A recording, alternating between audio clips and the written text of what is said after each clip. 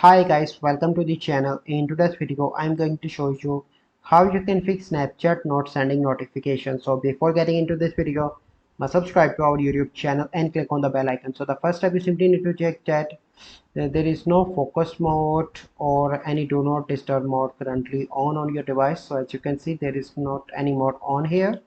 And then you simply need to go back and open settings and go into the app management and click on app list, and here you need to search for the Snapchat, and here you need to click on notifications. So if your notifications are turned off, you simply need to turn on from here like this, and hopefully your issue will be solved. But if you still find an issue, you simply need to open Snapchat and click on your profile picture on the top left, click on the gear icon on the top right, scroll down, and from here you need to find the option of notifications.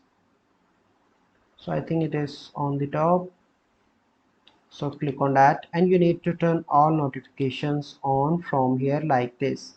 So this is our process. I hope you find this video helpful. If you find this video helpful, must like this video, subscribe to our YouTube channel for future videos. We'll see you in the next video. Thank you, have a good day.